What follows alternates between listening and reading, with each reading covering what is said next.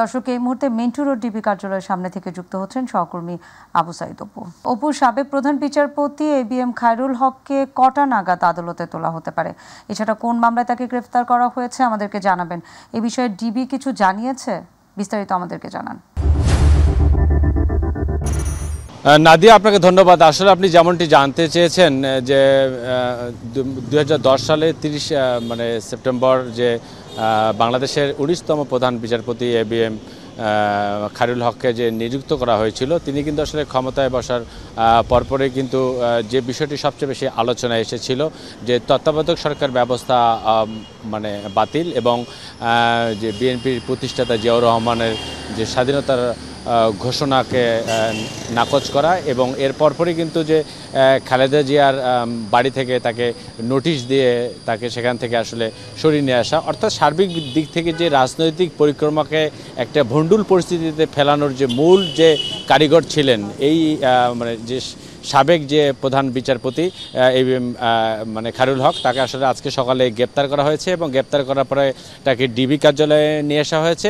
আমরা ডিবিদের সাথে অনেকের সাথে আমরা কথা বলার চেষ্টা করেছি, তারা জানিয়েছেন যে এখনও আসলে কোন মামলায় তাকে আসলে গ্রেপ্তার দেখিয়ে আদালতে নেওয়া হবে, কারণ যেহেতু তার বিরুদ্ধে একাধিক মামলা রয়েছে। আমরা যতদূর জানতে পেরেছি নারায়ণগঞ্জের ফতুল্লায় 2টি মামলা রয়েছে, যাত্রাবাড়িতে মামলা রয়েছে, শাহবাগে মামলা রয়েছে এবং মোহাম্মদপুরে একটি হত্যাকাণ্ডের মামলার সঙ্গে সম্পৃক্ত রয়েছে। এই বিষয়গুলো নিয়ে আসলে এখন কোন বিষয়টি নিয়ে মাথায় রেখে সংশ্লিষ্ট কর্তৃপক্ষ যারা আছেন, ডিএমপিতে যারা, ডিবিতে যারা রয়েছেন, তিনি যে আইন কমিশনে যখন চেয়ারম্যান ছিলেন তখন কিন্তু আসলে আপনার রদবদলি থেকে শুরু করে চাকরি বাণিজ্য থেকে শুরু করে বিভিন্ন রকম অপকর্ম করেছিলেন। এছাড়াও তিনি কিন্তু প্রধান বিচারপতি থাকাকালীন সময়ে ত্রাণ তহবিল থেকে চিকিৎসার নামে টাকা নিয়ে বেশ আলোচনায়ও কিন্তু তিনি এসেছিলেন।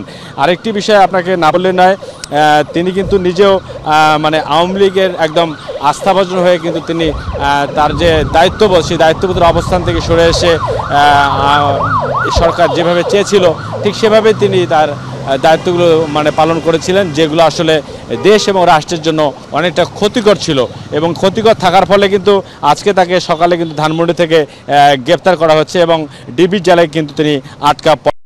এছাড়াও তিনি অনেক কিন্তু জ্যেষ্ঠ বিচারপতিকে ডিঙ্গিয়ে প্রধান বিচারপতির পদ তিনি বাকিয়ে নিয়েছিলেন, যার কারণে তিনি সরকারের যে আস্থা অর্জন করতে, সরকার আসলে যেভাবে চেয়েছিলেন ঠিক সেভাবেই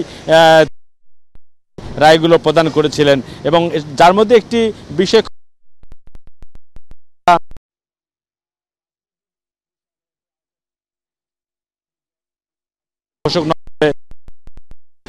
জিয়ার বিষয় নিয়ে আইন নিজের মন গড়া ভাবে যে আইন। অপু, আপনাকে ধন্যবাদ। দর্শক, সাবেক প্রধান বিচারপতি এবিএম খায়রুল হককে গ্রেপ্তার পরবর্তী বিষয়াদি সম্পর্কে আমাদেরকে জানাচ্ছিলেন আমাদের সহকর্মী আবু সাইদ।